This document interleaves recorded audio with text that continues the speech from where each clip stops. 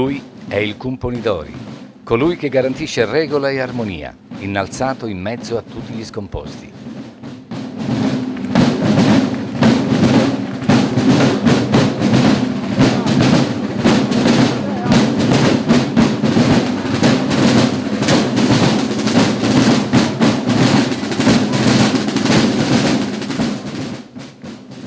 Calme e composte sono anche le Masayas, le ancelle vergini prescelte, ubbidienti agli ordini della Massaia Manna, garante del rito.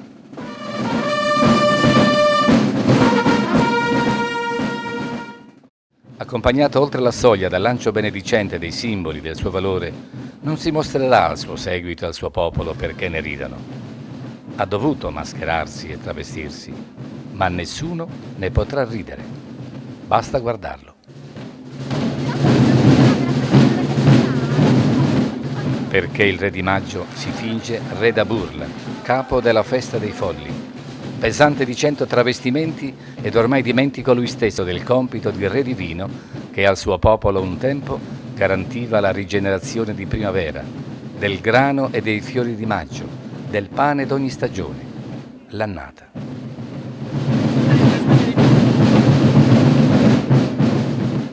Per questo era scelto, purificato, innalzato.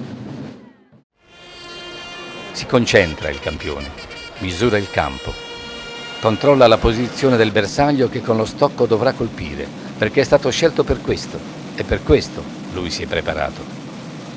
Torna indietro, si volta. Le trombe chiedono più perentoriamente il silenzio generale e tutti tacciono.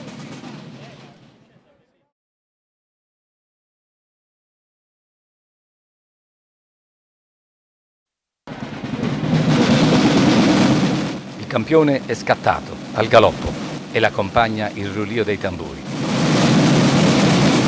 Sa dove deve alzare lo stocco, dove puntare al bersaglio. L'attesa si rompe in un grido, nel grido di tutti, contenti e scontenti, onesti e canali.